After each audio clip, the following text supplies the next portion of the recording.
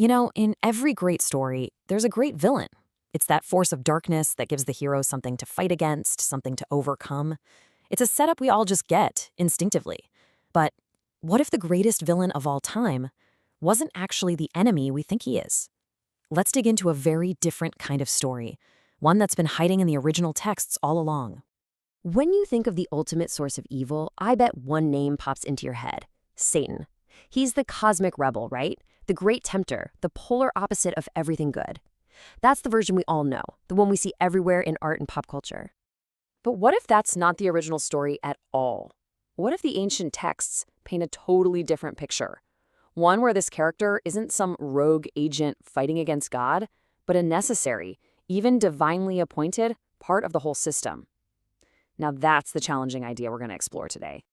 Okay, so to really get this, we have to start with the word itself. Because what we've come to know as a name, well, it was originally something else entirely. See, the original Hebrew word, Satan, it's not a proper name like Michael or Gabriel.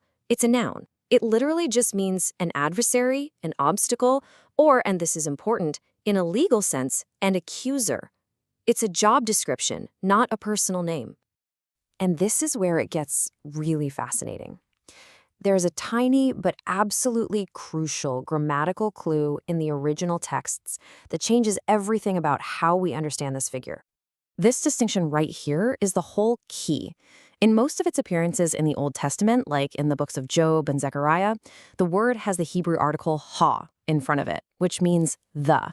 So the text doesn't say Satan showed up, it says ha Satan, or the Satan showed up. That implies a title, like the president or the prosecutor. It's a role, a job inside God's divine court. So, if the adversary is a job title, what exactly does the job entail? Well, the answer really flips the script on that whole idea of a cosmic war between good and evil.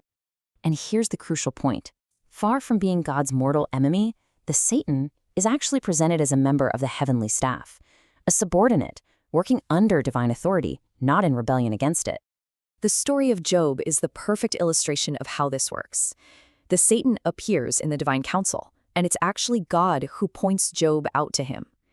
The adversary's job is to test Job's faithfulness, but here's the kicker. He can only do what God gives him explicit permission to do.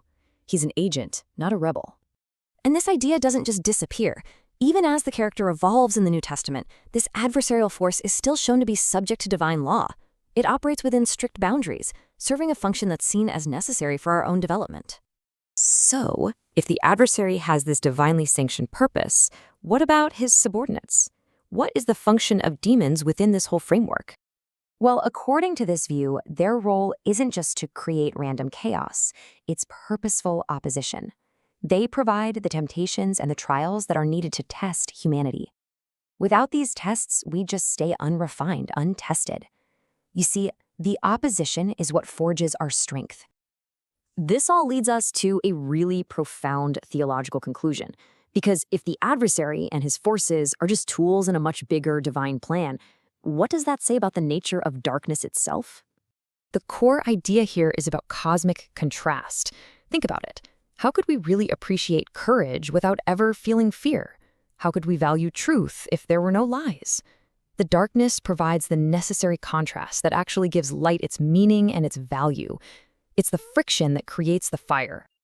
And this whole idea is kind of sealed with one of the most stark verses in Scripture, from the book of Isaiah. I form the light and create darkness. I make peace and create evil. I am the Lord. This suggests a single, unified source for everything, not some epic battle between two equal forces, but one divine will that creates both light and darkness for a singular overarching purpose. So, we're left with this final thought. If adversity isn't an accident, if it's not a rebellion, but an integral part of the divine design, meant to test us, refine us, and ultimately define us, then what does that change about our own struggles and the light we're trying to find within them?